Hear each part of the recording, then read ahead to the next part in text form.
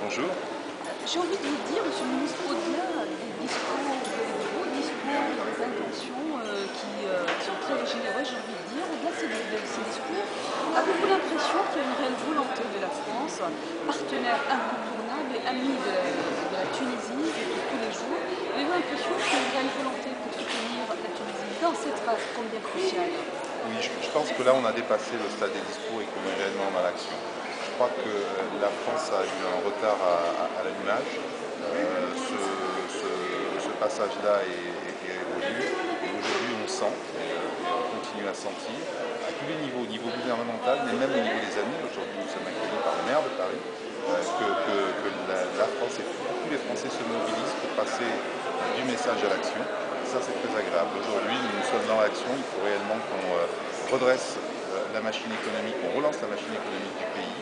Elle s'est griffée pendant la Révolution. La Révolution nous a permis de passer d'un pays dictatorial, sans respect du droit et d'arbitraire, à un pays libre, avec la signature de toutes les conventions internationales, le respect des droits les plus élémentaires. Et ça, c'est formidable. Ça a un prix. Ce prix-là, nous sommes en train de le payer. Et franchement, il n'est pas très important. Néanmoins, il faut maintenant qu'on relance le plus vite possible la machine économique du pays. Le tourisme est un axe important de cette machine économique pour que les Tunisiens souffrent le moins possible et que l'on commence à reconstruire la Tunisie de demain, une Tunisie libre, démocratique et respectant le droit. Alors, la Tunisie, au lendemain de cette belle révolution rouge du jasmin, c'est des indicateurs économiques qui sont au rouge, il faut le dire. Un déficit budgétaire, et la Tunisie aurait besoin, mais surtout certains experts, d'un plan de 5 milliards pour relancer cette machine. Qu'en est-il? Alors, tous les indicateurs ne sont pas au rouge. Déficit budgétaire, tous les pays du monde sont en déficit.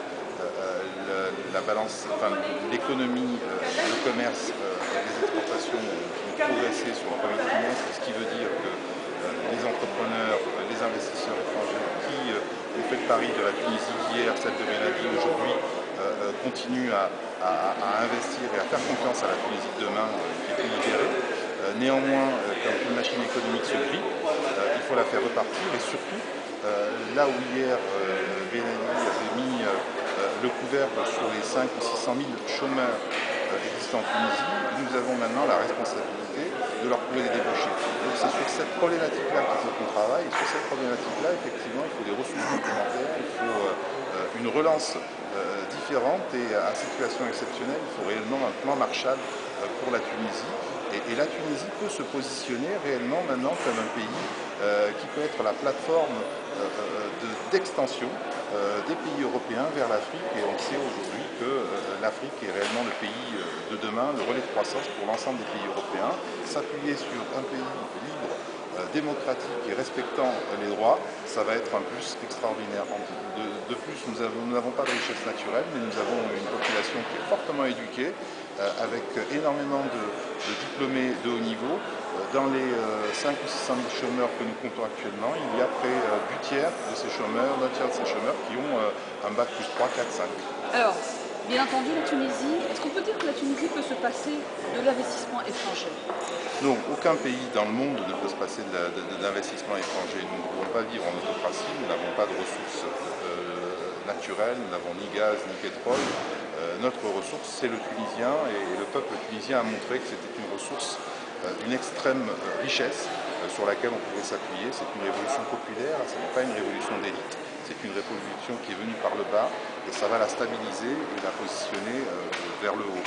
Je crois que la principale richesse de la Tunisie, c'est sa population, et les investissements doivent venir en masse pour redynamiser l'économie tunisienne en s'appuyant sur ce peuple extraordinaire. Alors, une dernière question, Monsieur le ministre. Côté français, il y a d'autres indicateurs. C'est les agences de notation qui notent mal la Tunisie. C'est le CETO qui n'a pas levé encore des restrictions, sauf qu'on l'a appris ce matin, justement, qu'il y a une levée de restrictions. C'est aussi des restrictions annoncées par le ministère des Affaires étrangères français.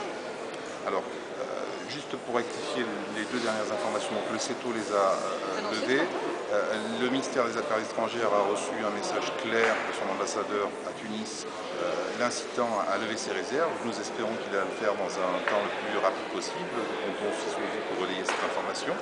Maintenant, s'agissant des des notations des agences internationales, c'est vrai qu'on est sur un paradoxe, c'est-à-dire donner une bonne note à une Tunisie dirigée par un dictateur dont la durée de vie des investissements et la durée de vie du dictateur, c'est en dépit de tout bon sens, puisqu'aujourd'hui nous sommes sur la voie d'une Tunisie qui va être démocratique et les investissements pourront être rentabilisés à l'infini.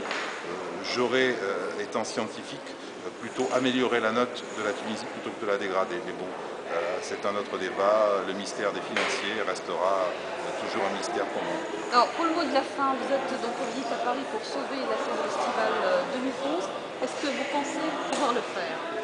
Tout seul, je ne peux rien faire. Je suis là pour essayer de la relancer et je pense que le débat auquel j'ai assisté ce matin, les témoignages des professionnels, les témoignages du maire de Paris me confortent dans l'idée que réellement nous avons une vague sur laquelle nous allons pouvoir surfer et je pense que l'on peut faire confiance en le peuple français qui a toujours aimé la Tunisie, qui légitimement s'est posé des questions sur la sécurité et la sérénité pour lesquelles nous allons apporter des réponses assez rapidement en le rassurant. Il ne s'agit pas de convaincre, il s'agit juste de rassurer sur le fait que la Tunisie d'hier est toujours la Tunisie d'aujourd'hui, mais elle est encore plus belle parce qu'il va pouvoir aussi aller à la rencontre d'un peuple extraordinaire qui s'est révolté dignement pour la liberté, pour la justice, et qui aujourd'hui attend ce témoignage de la part d'un peuple qui, il y a un peu plus de 2 siècles, a fait la même chose. Merci infiniment.